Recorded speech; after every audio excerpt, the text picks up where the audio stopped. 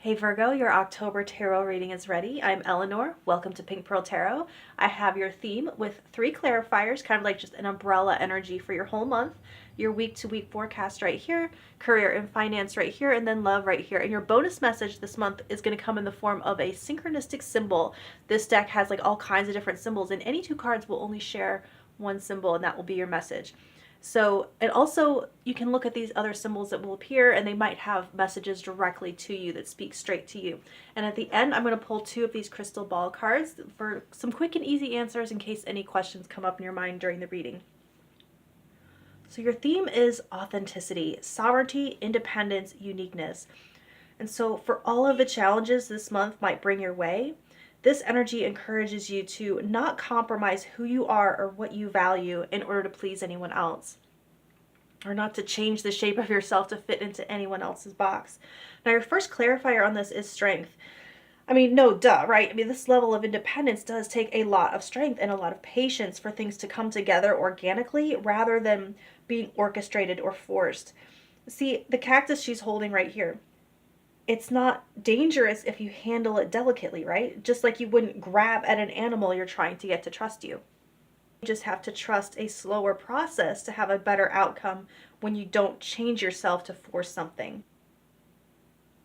Now next you have the Ace of Cups. So I see this as you falling in love with yourself and your uniqueness. It's falling in love with yourself when you truly realize that there isn't, there never was, and there never will be another you or anyone just like you.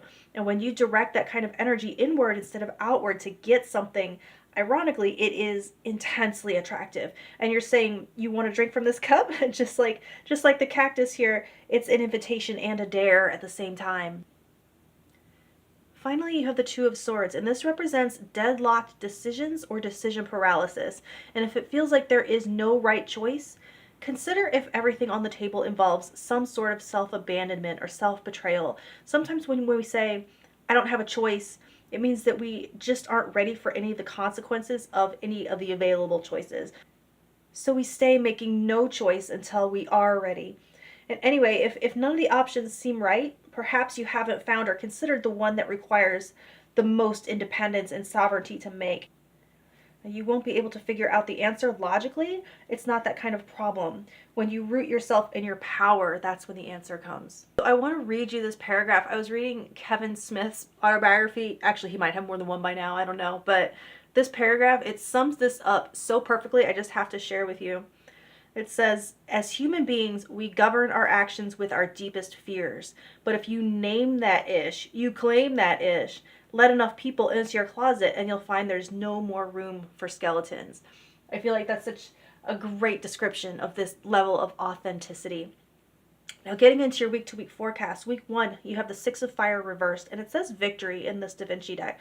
So this is a pretty dramatic level of going against the grain and doing what you consider right even if no one approves or sees. It could be a true victory for you and your values and still be thankless. It says do what feels authentic to you even if no one is looking and no one will praise you for it. You will know. You're the one that has to sleep, at night. See yourself in the mirror. Now week 2, you have the 6 of Air reversed, and it says flowering. This Da Vinci deck is really different in some of these. You could get some clarity this week on how or why you are holding yourself back from pursuing something that would bring you greater peace of mind. And for others of you, though, it's a little different. It's saying to stand up for something rather than retreating. You're not going to let something that you care about fall apart because you ran away. Now week 3, you have the 9 of Earth reversed. And this one says roots. 9 of Earth upright represents independence. And this authenticity card, it says independence. And so reversed, what is that tether for you? What's keeping you from centering yourself? That sounds so narcissistic, and I don't mean it to, but maybe that's the answer, is to center oneself seems narcissistic, and that's what is the tether. But taking care of yourself first is how you can show up better for others. When you are so focused on giving to others that you hollow yourself out, then you need to get it back to feel whole and safe again from others. So when all of your self-worth is dependent on others, how can you possibly be authentic and honest about your needs? It's time to declare your independence in one way or another. Week 4, you have the Seven of Air. I think I had said something about self-betrayal with that Two of Swords energy, and this card is why I said that. This is a reminder that no one is perfect, and none of the stuff that has come out so far here is make or break, and falling short in one way or another is human and it's valid. There's a fine, weird line between centering yourself and cutting yourself off from the whole to your own detriment. Like, taking care of your environment and your connections does take care of you. And over people pleasing is still self-abandonment and self-betrayal. Both are true. That's what I should have said about that Two of Swords. When two things are true. And the Seven of Air says, do your best, and your best will fluctuate. Good enough is good enough.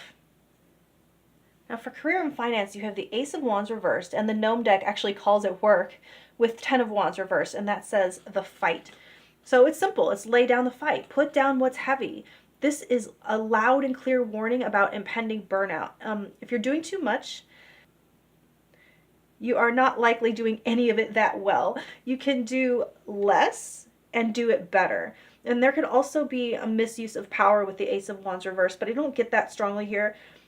It kind of looks like one of those times when our energetic, motivated self writes checks that our tired asses can't cash later when it comes time to follow through. So be disciplined about what you're committing to right now. Everyone is going to thank you, even if you do say no. Now for love, you have the Three of Swords with the Four of Pentacles. So I can see you really protecting yourself with all of your might against heartbreak. The Three of Swords represents past traumas, whether that's little t or big T, that are still affecting us. How we perceive others' words and the actions, how we interpret circumstances, how our minds look for patterns and make a present situation contort to fit an old one so that we feel like we can prevent a reoccurring outcome, even though they are completely different. So under the umbrella of authenticity, strength, and self-love, how can you begin to let the present be its own thing and not graft the past over it? So whenever the Three of Swords comes up, I do have to give my little spiel that this is not mental health advice, and seeking outside help could be advisable. What I can see is that it is creating a blockage. There is love for you here. It's knocking at your door, or it's just outside of your door. You just have to go outside, metaphorically or real or physically. This could represent the potential love of a new partner or the love being offered to you by an existing partner. The Four of Pentacles represents the fear of opening to receiving because of what we're afraid will drop out or what might be taken. But my love readings, they're meant to only pick up on the energetic signature of love where it exists. And so its presence is a given, even if you don't get obvious cards like Two of Cups or whatever. So these cards, they also suggest that you have forgotten how special you are and what a gift you are to the right person. They know, but you might not. Now your synchronistic symbol for October is the mirror. There it is. That's the mirror.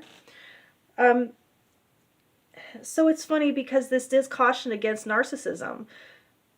I mean, within yourself. It's not like saying there are narcissists around you. I mean, it's talking about looking out for this tendency that we all kind of have in one way or another. So on one hand, we do depend on the world to help us see ourselves, but we betray ourselves when we become dependent on it.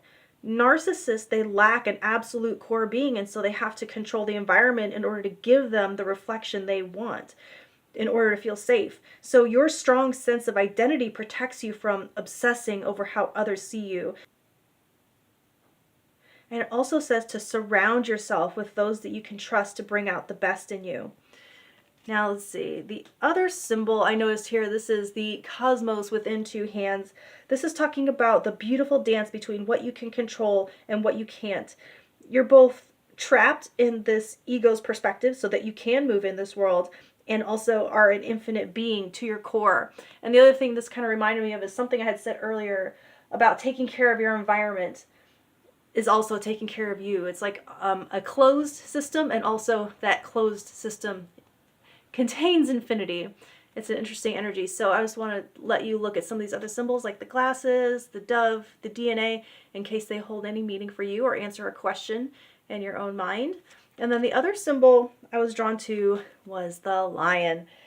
Be proud of who you are. See, there's a lion here in that little strength card. I don't know if you can see it. It's kind of tiny. But the lion usually appears in almost all of the strength cards traditionally. It calls for you to be fierce and courageous in your identity. So take another little look. There's the key, there's the infinity. That's coming up again. Pi. So I don't know if any of those symbols have meaning directly for you. Now I'm going to pull crystal ball cards 1 and 2. So if you have 2 questions, there will be 2 answers. Or if you have 1 question, decide really quick if answer 1 or answer 2 is going to be for you. Answer 1, yes. Easy peasy. Nothing to say on that. Answer 2, you're going in the right direction. There's your confirmation if you had questions about that. All right, Virgo, much love, and I'll talk to you next month. Thank you.